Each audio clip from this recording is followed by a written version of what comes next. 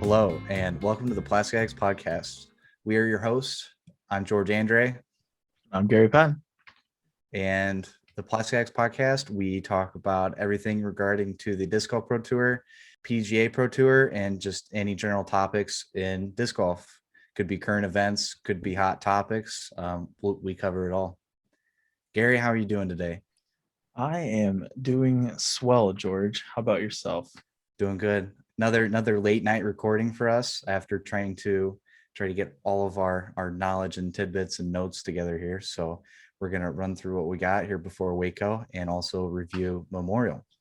Yep, not a real formal podcast this week. We just have a few things for you guys, so should keep it nice and short, meaning less than an hour, hopefully.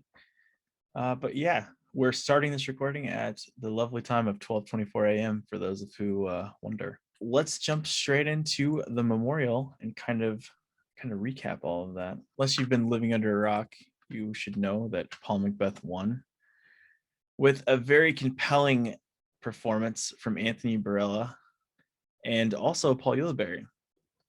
I know George had said he's not quite caught up on it. What is the last thing you remember from the tournament? I remember that AB was kind of increasing his lead going into the final round and knew that Paul had kind of made somewhat of a push, but was still trailing.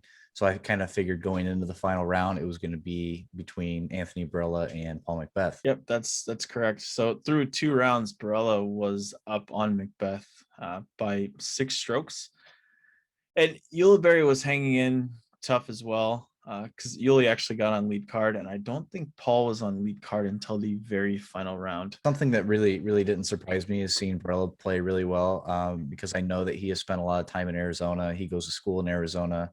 And it seems like every time I see any of his Instagram stories or posts, it seems like he's playing at Vista. So the fact that he played fairly well at Vista throughout the tournament was not really a surprise for me. Yeah, I honestly, through all of his rounds, if I want to almost like break down each player's play from my perspective.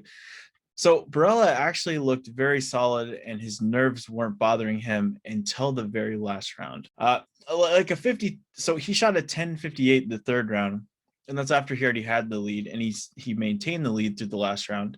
But then the last round he only shot a 54, where Macbeth shot a 49, and so did Ulibarri. So you could say they shot a very spectacular, rounds, or what they should do, and Brella just kind of fell off, but shot a solid round. But at the same time, you could tell his putting, he was leaving up shots short. He was hitting the cage a lot. Just weird things you hadn't seen him do the other rounds. Because, I mean, he progressively got worse throughout the tournament. 1079, 1061, 1058, and then 1020. So that left him with the 4-stroke deficit. The most compelling matchup through the final round was definitely Paul Ulibarri and Paul Macbeth. I should start first by saying, through what you watched, did you happen to watch the Paul Macbeth solo round? I did not, no. Okay, so in his solo round, I think I counted that this was the second round, I should also clarify, he wasted or gave up the opportunity to score at least 5 times. And that was shooting a 46. So the capability was there. Like, he shot very hot, yes, but he could have shot, almost reminiscent of his really, really good, like 39 round that he had back in whenever it was, like 2012 or 13. So the 39 regarding the highest rated round ever recorded. Correct, that 11:32. Yeah, I honestly think he could have gave that round a run for its money. It just blew my mind how many putts he missed. Paul Ulibarri missed a lot of putts as well at Fountain Hills, but I mean, he still made a ton. His brother did the commentary with the disc golf guy and was talking about how he's loving his new stroke, where he has this kind of his normal Anheuser putt, but it's more flat when it gets to the basket. And on the long ones, he's even throwing them like 3 or 4 feet above the basket, letting them full flex and then kind of coming the chains off. So it's definitely working for him. And it was cool to watch him exceed and play that well the final round. He just had a little bit of a slow finish in the last 3 holes, or he could have gave Paul a really good run for his money at the end. It is good to see Yuli have some success coming off the ACL injury and being able to see him have a lot of success, especially on the putting green. I know that Yuli has done a great job in being able to completely break his old form from putting to even to driving and throwing, and just kind of starting from scratch. And it's taken him a little bit of time to kind of get back. Um, but him being able to kind of push through and be able to find that new stroke putting and also be able to have a nice, good, consistent, especially backhand off the tee, I think has been really cool to see. It's not always easy to do. I know that I have my own form problems. I know that you've probably worked through some of your own, but kind of seeing a top pro like that being able to break it down and start from scratch and still have success is really cool. I can't imagine a situation like that where you literally destroy your knee and then you have to restart and you're back to the highest quality, right there at the top again competing. That's awesome. In the same regard to, so I already talked about both the Pauls missing putts a lot. Macbeth during the front nine of the final round was doing it again. He was wasting more putts you wouldn't expect him to make. From what I can remember, he was missing a lot of putts kind of high left where he would just hit a couple chains and then fall to the basket. Just half-hearted committed putts, I suppose. They just weren't fully there. And I mean, it speaks volumes to his ability to throw the disc. If he has that many opportunities that he didn't seize and he still wins the tournament by 3 strokes. So, man, when he's clicking on all cylinders again, I think it's going to be a bloodbath, 2015 style. I mean, it's just crazy to me. The other person that we didn't really talk about, let's see here. Adam Hammes actually shot the hot last round with a 1072 rated round 48. That's super solid. And unfortunately, the biggest falling of anyone in the lead card was Kyle Klein. He dropped all the way to 6th place. I mean, he still shot a 1003 rated round, but for his potential, that's definitely underwhelming. He was having some miscues for sure. Kind of similar to Brella, where he just fell off in the last round, where he just didn't look confident, or maybe overconfident, and his stroke just wasn't there. Just something was a little off. That's pretty much what I saw from the MPO at the Memorial. I think the thing that I kind of took away of what I did see was just kind of how much the wind was affecting certain people and how much the wind didn't really affect others. Yeah. You see a lot of people at the top. A lot of them can throw far, obviously, that we kind of talked about in the last episode. But there's also quite a few veteran tour players that are kind of at the top. Maybe it's probably because they've played the course many times before and they kind of know what to expect. But seeing Greg Barsby and Anthon both up there tied for 4th, and then you scroll down a little farther and you see a lot of the typical players like Cale LaVisca, Steve Brinster. You see Brody Smith down in 23rd. He shot well over his rating, even that. And he's not always necessarily known as someone who can throw too terribly far in comparison, but kind of someone that was able to handle the wind a lot better than probably what was anticipated. Absolutely. So FPO side of it, exciting thing happened. We were kind of talking about women shooting 1,000 rated rounds last week. I don't know if you remember that too well, but Owen Scoggins actually won the tournament by 1 stroke over Haley King. So a very competitive match there.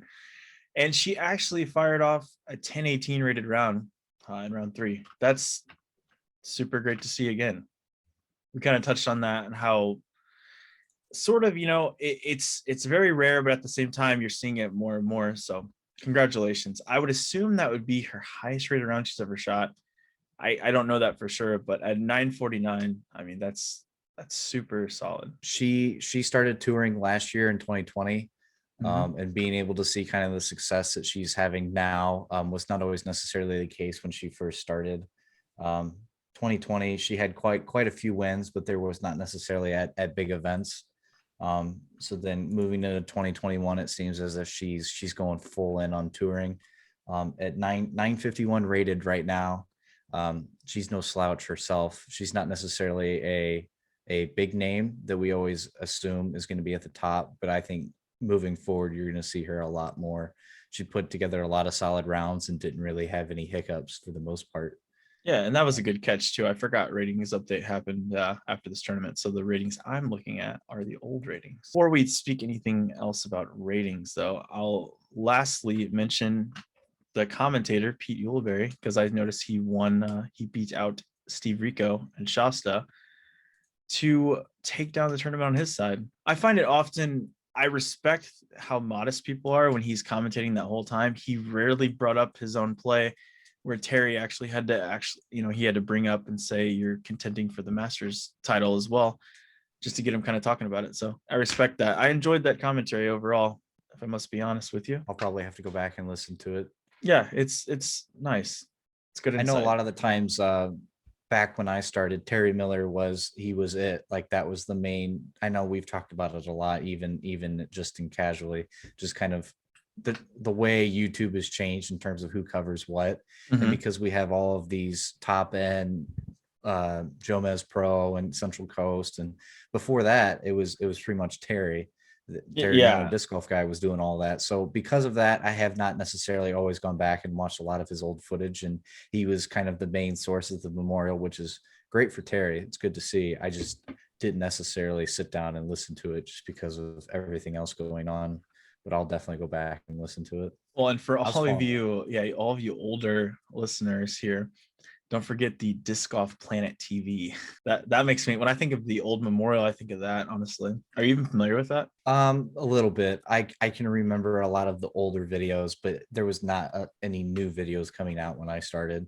It was pretty much Terry Miller, disc golf guy, and Spin TV for a lot of like the bigger events. That was kind of the first time that we ever heard of Jamie Thomas. He was doing commentary back then for the Spin TV. McFly So High. Throwback. Oh yeah, Marty McFly. Yeah, Marty McFly before he switched over and doing all of Prodigy's videoing. I don't know if he still does that or not. I don't either, to be honest with you. Do you remember his old intros where you would see like the map and he would zoom in on the pinpoint of exactly where the course is at? I can just remember watching McFly So High videos, and you just see Paul Macbeth in his prime with the mohawk. I can't remember. He might have been filming whenever Paul dyed his hair. So I forgot all about that. I kind of go completely straight back to that. That's when Champs vs. Chumps started too. Yep. That's crazy to think about all this stuff. All right, not to get too off topic because we never do that here.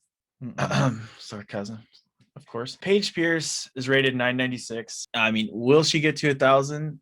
Gosh, absolutely. I hope so, because coming from somebody who got stuck on that hump for like a year, maybe 2 years, it sucks, but hopefully she'll bump over that.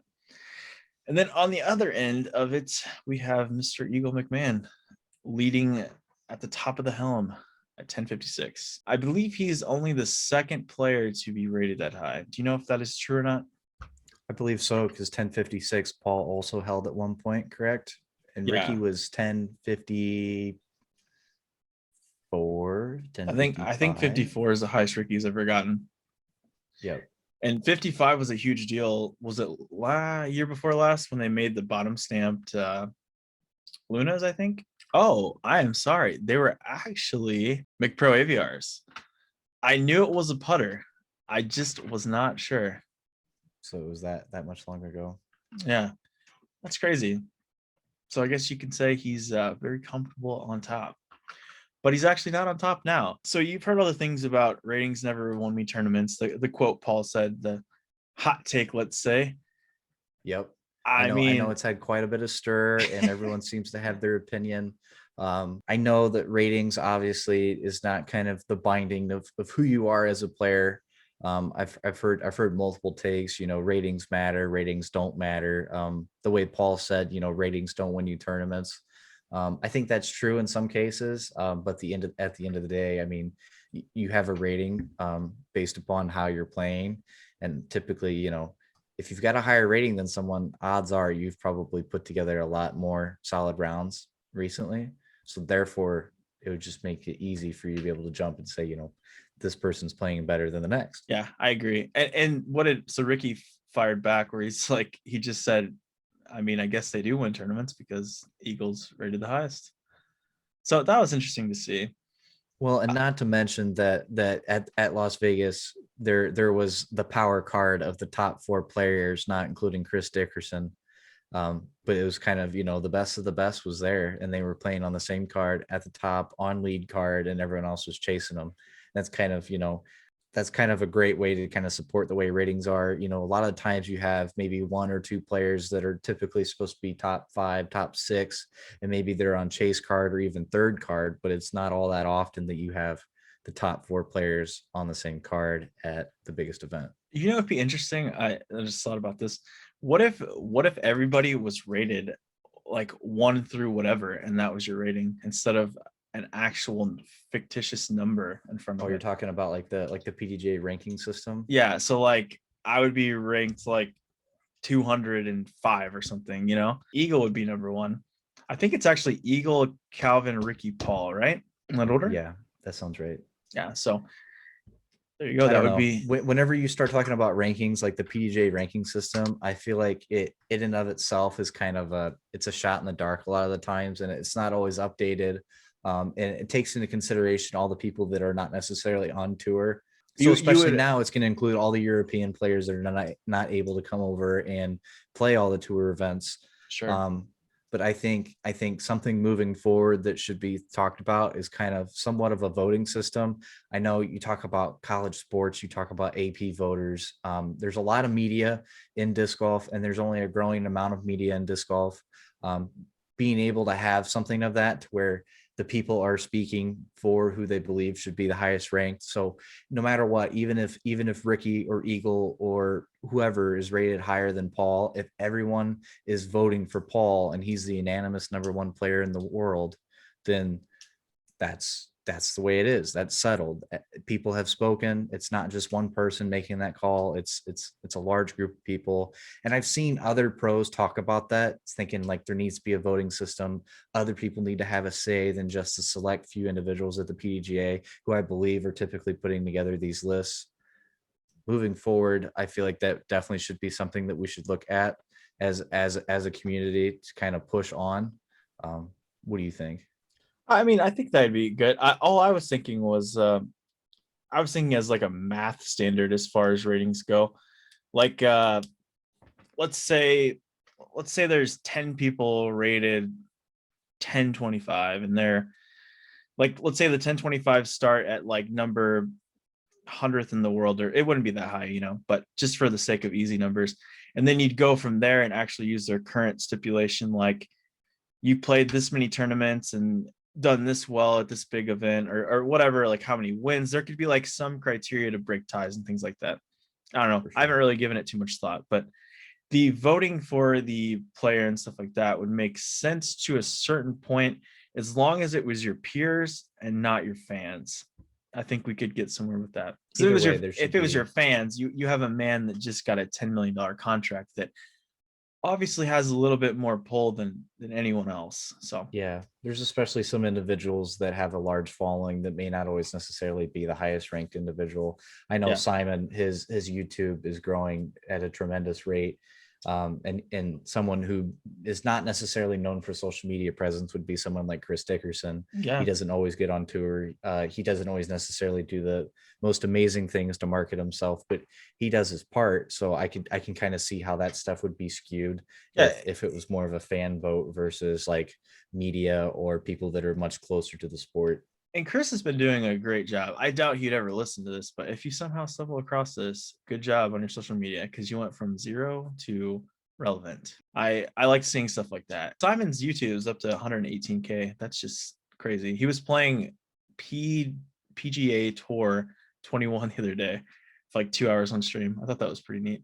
That was really cool. I did see that. I feel Yeah, like hopefully a lot more people are going to do that, so where they can kind of interact with their fans, especially yeah, like live streaming video games. I mean, like you and I, we both play a lot of video games, especially in the winter, but sure. that's not always not always not that is not always necessarily what most disc golfers do in the winter when they can't play. Most of the top pros, they're going to somewhere to where they can play all year I round. was gonna say they're also Arizona, not living in Texas, California, Florida, you pick. the butt That's crack that, of Illinois. that's where I want to go, not Peoria, Illinois. Let's go ahead and move on to the Paige Pierce Sports Illustrated article. Have you read this to its entirety, or you just kind of skim it? I had skimmed through it when I first saw it posted, and I went back and read through it a little bit more here before we started. So I've got some thoughts on it. I mean, it's awesome. First off, just to talk about the fact that even though it's not really the main part of Sports Illustrated, it's still being featured on Sports Illustrated, Yep. which once again is taking leaps and bounds towards the next step of getting more media coverage, therefore getting more sponsors, and then therefore getting more money into the sport. And Yep. that's kind of the whole thing that everyone's trying to push towards, is trying to create a bigger following, more money for the players to get more people on tour and be able to make disc golf a legitimate lifestyle that is profitable. I can't remember the stat exactly, but something in that article I read that I thought maybe it was Paige quoted as saying this, but something along the lines that there's about 60 players or 60 plus players that are on salary deals right now. And it said with tournament winnings, they could make approximately 60K a year, which that's pretty solid for disc golf. And I also am not fully believing that's come to fruition yet, but who knows? Uh, General things to the article I read, it kind of describes how her father got her into playing disc golf again. I thought it was interesting because I didn't know too much of the backstory other than that he wanted her to play, but how he competed with Eric McCabe, how they became friends, and then obviously that's going to help Paige get better. They ended up traveling and touring together when she, on Discraft and all that stuff back way before the George Discraft days. But that's pretty interesting. It says here, quote, in 2013, Paige was one of among 12 of the world's best who had signed endorsement deals with disc manufacturers, guaranteeing them monthly salaries for the first time, along with performance bonuses and tournaments purses. Pierce estimates that the group would earn around $60,000 to $75,000 if they played to their potential. About 60 to 75 players now operate under similar contracts. So even from 2013 to now, I mean, that number has, 5 times the amount or more. Yeah. So and when that contract she's specifically talking about would be Prodigy, I I remember like yesterday, I was literally actually at Matt McLaughlin's house, and I was sitting there and I went home, fell asleep, and I couldn't wait to see the sponsor stuff. I mean, it was like it felt like football or something. Like it was crazy.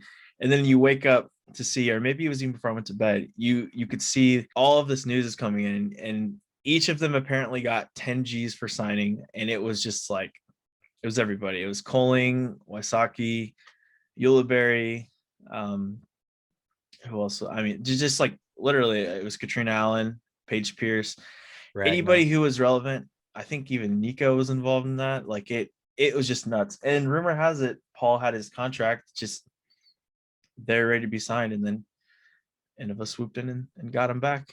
Yep. Only to lose hard to get Paul, and I didn't know even about that story until years after. But when someone told me that, I was like, makes sense, because they were trying to make a massive push to get every single top pro and just to completely monopolize all sponsorships.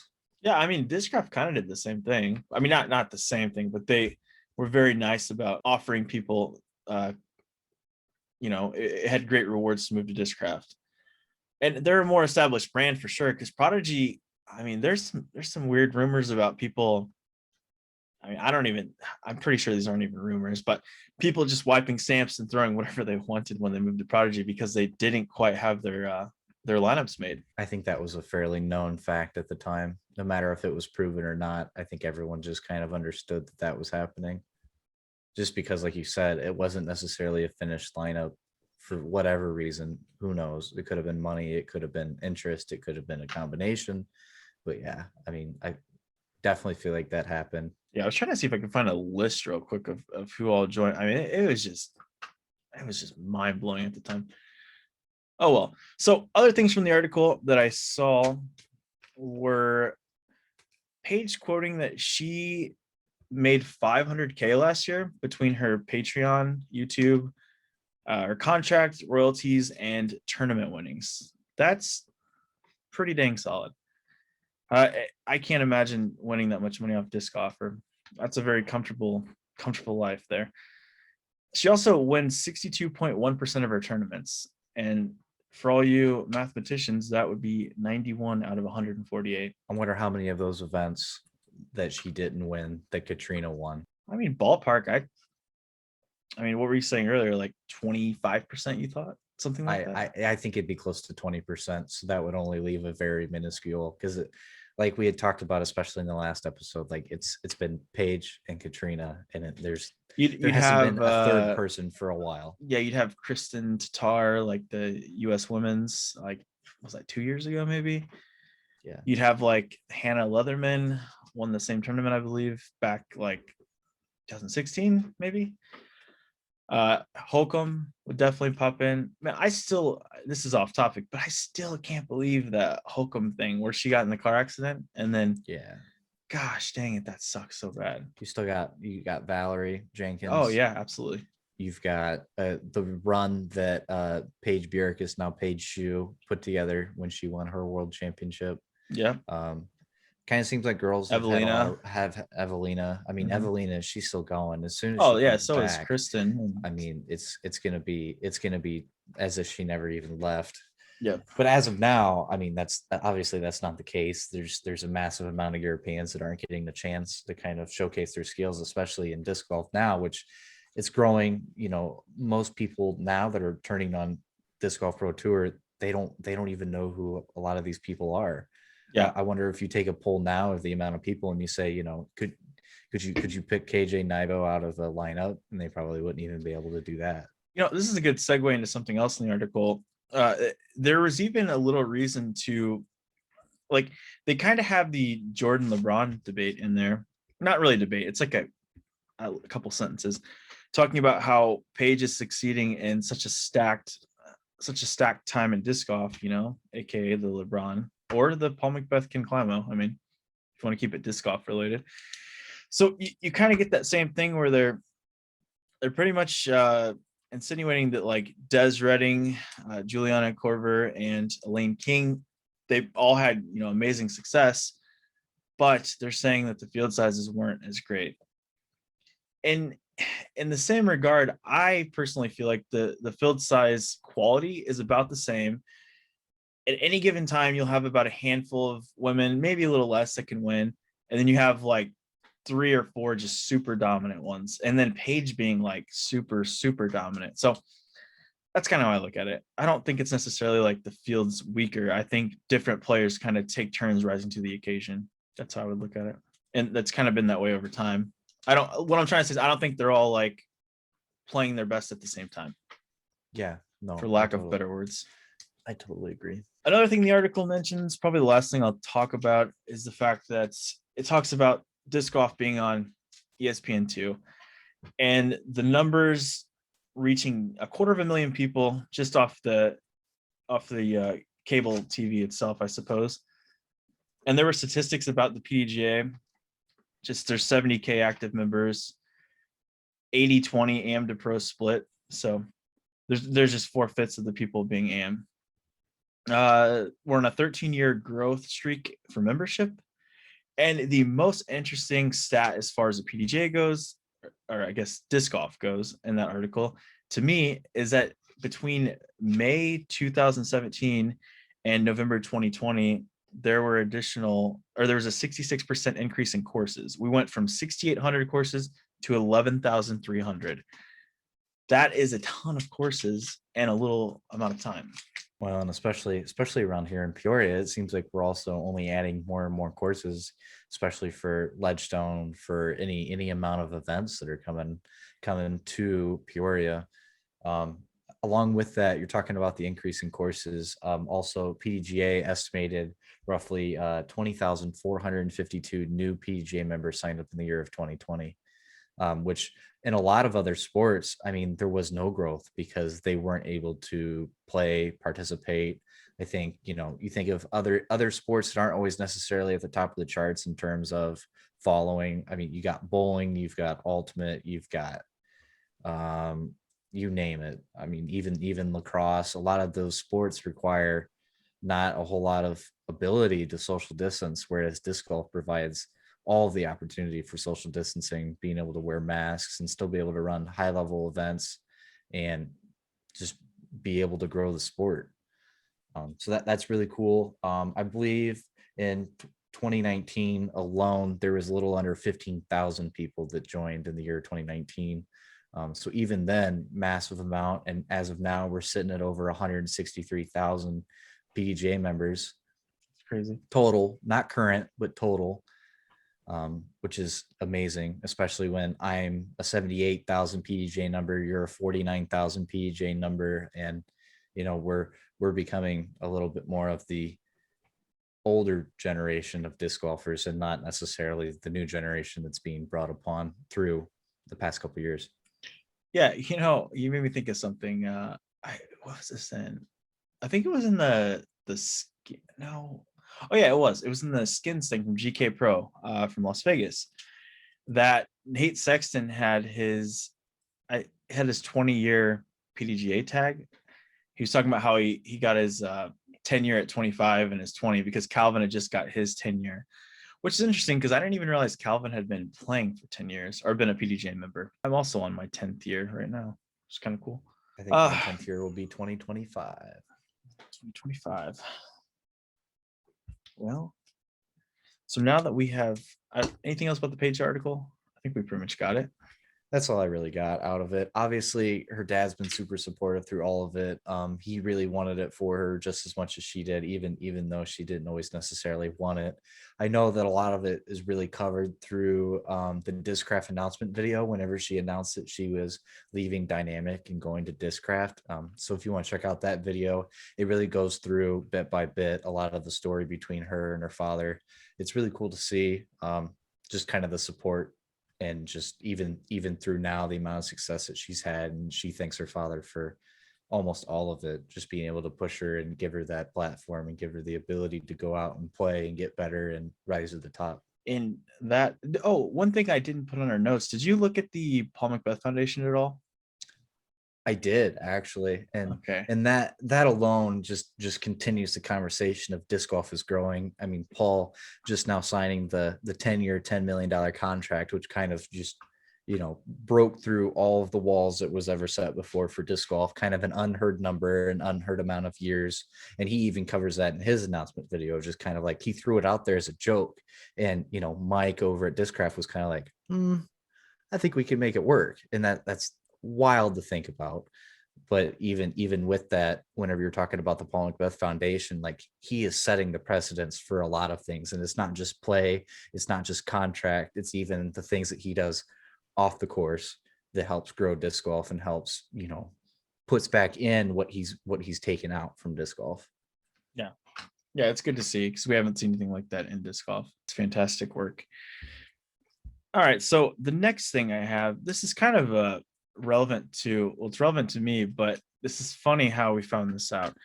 So I was taking the officials exam and actually talking to George as he was doing the same because we both needed to update it. And then we went to pay, and for some reason it would not let me pay for my exam, and it counted it as it was a complimentary exam technically, and I had no idea why. So without me knowing or slipping under the radar, there was a Premier Pro list posted on the PDGA, and apparently it gives you a free exam if you're on this list. A list of only 302 pros. Yeah, I mean it's cool to be on the list for sure, but I had no idea it was even a thing. And there are also, I'm not even sure, I guess it says the parameters here. Like it says if you've played in Worlds, it counts towards it in the last 4 years. Or wait, no, it says just World Champions. It says World Champions, USDGC champion, or USWDGC champion. Yeah.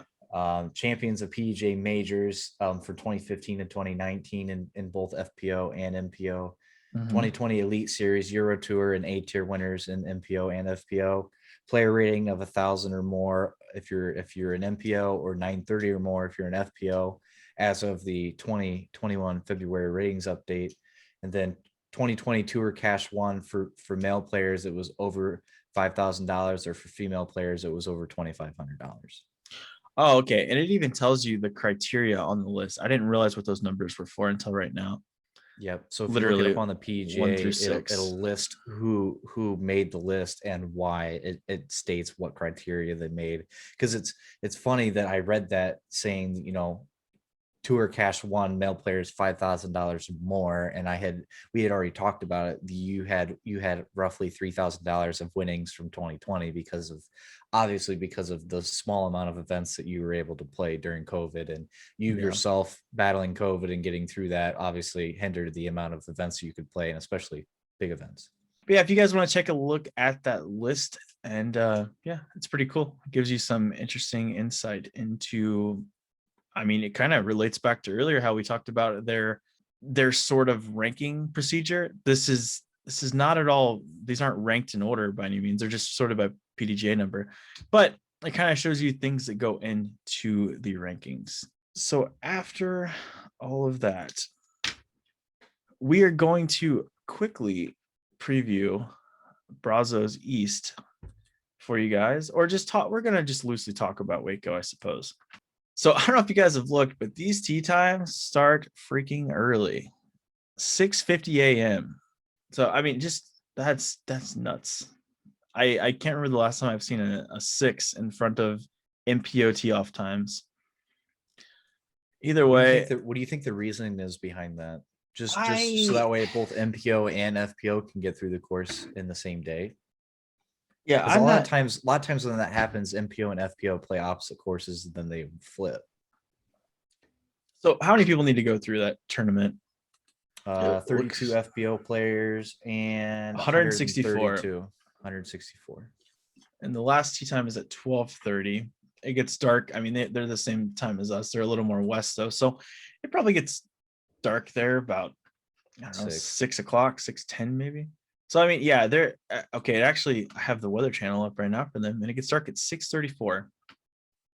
So they have about 4 hours to play that last round, which seems reasonable. The weather looks great for tomorrow, though. Looks like it's supposed to be about 79 for a high, and yeah, I don't think no rain or anything like that in the forecast, at least for tomorrow. So how do you feel? This is an interesting question while we're on the topic. If it's raining when you're watching a disc golf tournament, not when you're playing it, do you enjoy that, or is it like still kind of stressful? Do you feel empathetic, or are you just like, heck yeah, bring on the elements, I want to watch some ridiculous stuff happen? I think it's really stressful to watch. I think it kind of brings an extra kind of aspect to the tournament. Oh, for sure. Thinking through of kind of like some crazy inclement weather that pros have had to play in big tournaments. First thing I think of is when it snowed at Jonesboro, and everyone just kind of lost their mind because it never snows in Arkansas, especially during that time of the year, and kind of everyone was not prepared for it. And you just wake up and you've got an inch of snow everywhere, and it's like, now what? It's like, honestly, that would, if I was there, that would just piss me off. If I'm like, oh god, I hope it doesn't do that this year. But even when there's like a crazy amount of rain and it's not storming and they're able to play, I mean, we've both played in the same tournaments that you can probably think of, to where it's like that tournament probably should have been canceled, but we played anyways because we had already started it. So yeah. I mean, I personally don't like to play in the rain. I don't either. But as long as I can keep my discs somewhat dry, it's not that big of a deal. I don't really have a big issue with slipping on tee pads. For me, it's just more of a grip thing, as I believe it is for you. But to watch the pros, especially sitting at home, it's just kind of like, oh boy, now what's going to happen? Because there could be a grip lock, there could be a slip. And there's always been a lot of drama around tee pads at these big events for a lot of the top pros. So that always comes to mind. What do you think? Yeah, so it's okay, but to relate back to what I was talking about, I love to watch people play in the rain as long as I'm not the one playing in it. I think it's so interesting, so entertaining. Honestly, it's like a weight off my shoulders, because I would normally, if I'm there, I'm so stressed out. But if I'm watching it, I'm just kind of like, man, at least like I just get to watch people do this. It's extra entertainment for me. I don't know. It's just a different take on the sport. You can hold your chalk bag at home knowing that you're going to have all the grip that you want. Yeah, I could go wash my hands and not dry them off and not worry about the disc slipping out of my hands. So I mean, that aspect to me is just way better. As far as the weather goes, I'm not a weatherman, but just looking at this, tomorrow there's going to be like 18-mile-an-hour winds, and then on Saturday 22-mile-an-hour wind, or I'm sorry, 19-mile-an-hour wind. So It's gonna be pretty windy, and it looks like it's gonna rain on Sunday. So That seems to be the case always we have at it all. Waco. It never fails. That it seems like it's always windy because a lot of the courses by the river, a lot of the pros even talking today through the Disc Golf Pro Tour media interviews, talking about Waco is always a place of where a lot of the lower rated players can do well at, just because the wind really levels the playing field. There's a lot of wooded holes. It's not just a wide open course.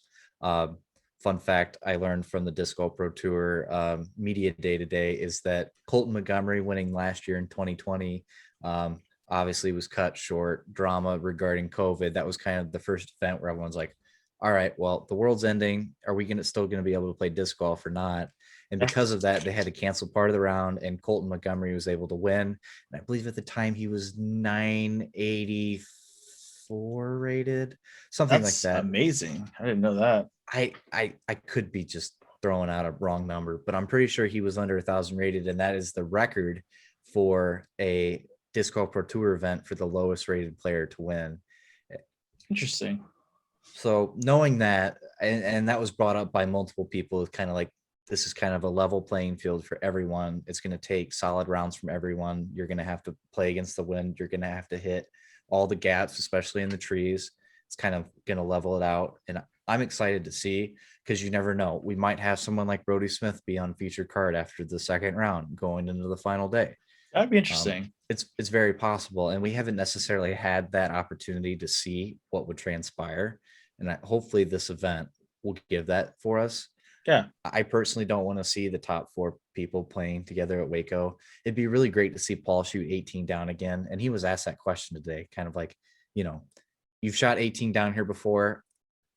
Does that matter? And to him, he's like, would it be great if I could do it again? Obviously, yes, but that's got no effect on my game plan moving forward, especially with the changing conditions. Do you mean his not even top six under 1100 rated 18 down? Yes, that one. And I only know that thanks to a PGA article. Interesting. If you get, I mean, I would go, it's not like you go to go read it, but if you, it's interesting to look at that statistic. I don't have it pulled up in front of me, but something like his top 6 rounds, best being at the Memorial. And I think the next one would be Maple Hills in there. There's a couple more, but Waco didn't even make the top 1100 list. Colton Montgomery was 1,012 during Waco last year. That's the He official did rating. drop under 1,000 last year, and I thought it was interesting because I know he's a solid player, but he just had a little hiccup, got down in the 990s. I think maybe like down to like 992 or something, and then now he's, what is he now, like 1020, 1015, so something like that. He's up there doing okay for himself. Either way, so the weather looks interesting. Like I said, we're not really going to go through the entire course here. We went through our picks last week, and we kind of talked about if Paul would bounce back, and the Memorial showed us that he kind of wants it, but he's not in McBeast mode. So interesting to look at that aspect as well. Talking about Paul, and I referenced the media day a lot at Disc Golf Pro Tour because I watched it today. Majority of it I watched live, and I was taking notes, kind of like, what's everyone's mentality coming into this event? Because obviously there's a full week off for some people, and some people play the Memorial. And the question was asked of like, Paul, like, obviously you always work on stuff on the off season. What is something that you feel like that you haven't necessarily worked on a lot, or something that you've worked on a ton? And he said that I've really been struggling with my putting on the course. And he said that that was something that I really focused on in the off season. So I think for him, it's a putting thing. Especially when you look back at Las Vegas, he really tried to put his foot on the pedal and try to distance himself by getting as many eagles as he can. And a lot of the times, either he made a mental error, threw a disc out of bounds, or he just wasn't able to convert a putt, and everyone else on the card was able to make the putt, and that kind of set them apart. So I think going into Waco, look to see Paul to be hitting putts from the parking lot. That's true. I feel like last time in his career, he said he focused on his putting and fixed it, that it actually kind of went the other way. But we'll see. We'll see what happens. I'm sure he'll figure it out. We'll quickly talk about, I have last year pulled up here, and we'll talk about some some hole scoring and things like that really quickly. So are you familiar with the course at all? Or are you very familiar with the course, I should say? I mean, I can remember it hasn't changed too terribly much. I know that there's been some things that have changed. I know hole one's changed. Um, I can think back to a couple years ago. I didn't watch last year's Waco down to every single hole, every single coverage. I kind of just followed, obviously because there's a ton of other things going on at the time. Sure. Um, Yeah, that's so understandable. it seems like there's always a good mix of holes, there's a good mix of wind, good mix of woods, and that's kind of, like I said, is kind of a way of being able to separate, but yet also make it even playing field. So what do you, if I had to ask you, then does any hole stand out to you that would be the hardest hole at Waco? I would expect hole 17 to be up there because I feel like a lot of people go OB long and then the upshot is like a pretty much a peninsula, but there's just because the OB, how the like the woods area is OB, and then you have the lake too that's OB there. And not to mention it's like a placement shot and then a scary up shot. I would have expected that to be number one, honestly. The hardest hole relative to par is actually hole 18. I always thought 18 was a soft par four. Yeah, I think personally for me, if I was playing the course, I would say 17 would definitely be the hardest, just because it's such a hard placement shot, and then you got to throw a really good forehand, and obviously I don't really have a forehand. Yeah, yeah. Especially for a long upshot in the wind, angle control, nose control, that'd be super tough. But I Yeah. agree, 18 and So 18. I always think about Simon. of Simon course and, the and his P2, that he just absolutely, he just sent it soaring, and then he wasn't able to convert the putt. F's in the chat. Oh, That's a bad one. And there's no par fives at Waco. So yeah, it's fitting to be an interesting tournament overall. I'm excited to watch. And anyone who's interested in watching, Disc Golf Network tomorrow goes live at, well, the round starts at 12:50 Central Time. Is there any events that you are looking forward to in the near future after Waco, George? events moving forward. I think I'm really curious to see, and it seems like this is a fairly far out, but the San Francisco tournament. I'd be Okay. curious to see how that goes. I can't remember the name of it. I just keep thinking of the San Francisco Open. I Oh, really enjoyed watching that, but it's called it's not the same. the OTB Open, I Yeah, the believe. OTB Open. Mhm. Yep. It's not using the same courses though, because I believe before it was that big golf course. It's Glen Eagles, right? Yeah. I'm just always curious to see new events, even though sometimes they're not always new. Kind of that West Coast skid's always great with Beaver State Fling. Obviously, we don't really know where everything is with that. Obviously, past the forest fires and all that. I don't know. Thinking of Jonesboro, I know that you were playing that event, correct? Yep, sure am. That's kind of a course, disc side of heaven. That's kind of a course that I've always wanted to go play myself. Actually, our podcast will probably be like a live from Jonesboro. Yes, Well, it won't be live technically, but it'll be recorded in Jonesboro. Yeah. So after this one, next week's podcast, we'll look into the Open at Belton. It's a DGPT Silver Series event that is absolutely freaking stacked. I mean, there are so many 1,000-rated players.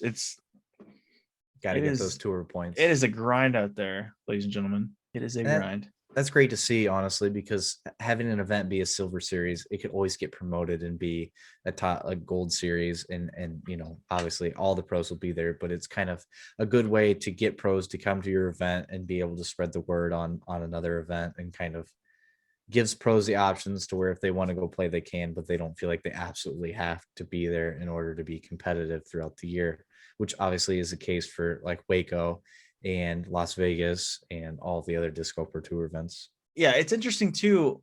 This year, Paul will be there and he will not be at Throw Down a Mountain. I know that he's been super into that event in the past, but it's kind of weird not to see him over there. And have you submitted your lineup for our fantasy disc golf? I have. Yes, I am starting Kevin Jones, James Conrad, Kayla Visca, Gavin Rathbun, Brian Earhart, and Tim Barham. All right. I have the Pauls, Austin Hannum. Chandler Fry is actually playing this event.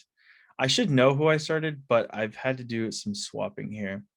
I only had to swap out Nate Sexton because he was not playing this event. I think I started my boy Ben Calloway. You did. So Ben, I'm gonna make sure you hear this. You better not let me down. Discraft Pro from the Quad Cities in Iowa. Longtime Discraft sponsored player. Great guy. US ADGC champion in like 1990. I'm just kidding. In like 2007, something like that. Sounds right. Super solid guy though.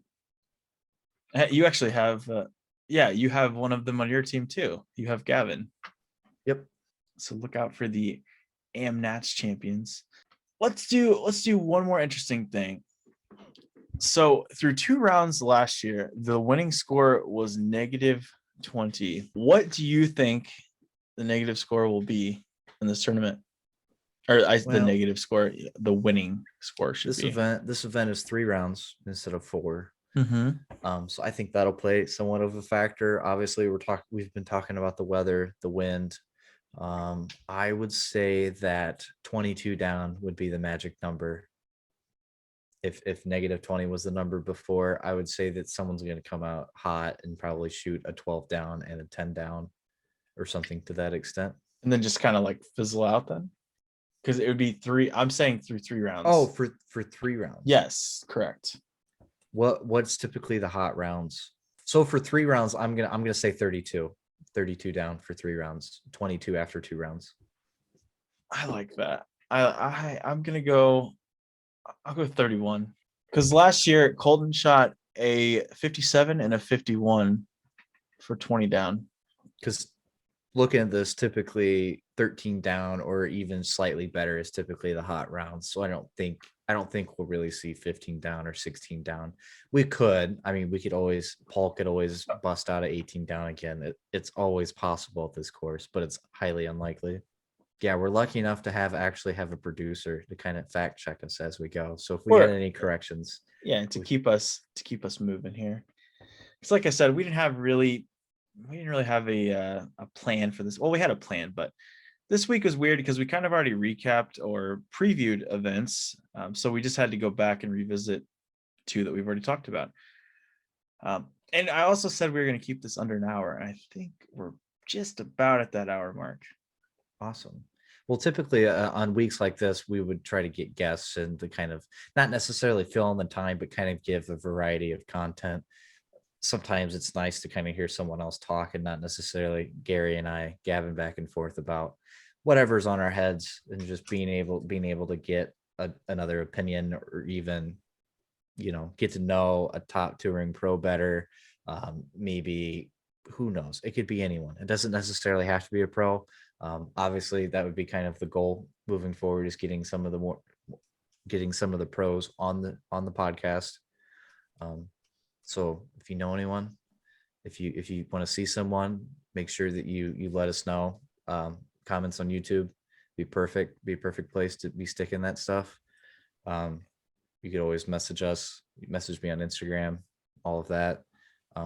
But beyond that, hopefully keep up with the podcast, keep things moving forward, and it's gonna be great. Do you have anything else for our listeners? That's all I got. I appreciate everyone tuning in this week, and we hope to see you next week. Like to thank my sponsors, Plastic Addicts and Discraft. Again, without them, we wouldn't be able to do many of these things or any of it at all. So super thankful for them and their support. Yeah, and I'd like to thank Plastic Addicts as well. I mean, we're here because of Plastic Addicts. We all know I love my MVP in Paragon as well. But yeah, so guys, if you're ever in the Central Illinois area, and for some reason, if this finds you and you're not familiar with Plastic Addicts, 405 Radio City Drive in North Beacon, Illinois, or plasticaddicts.net. I actually control what goes on the website. So if you check it out, have any questions, feel free to hit me up. I will gladly help you with any questions regarding the website. And guys, thanks as always for tuning in. I think that is all we have for you today. So we will see you guys in the next one.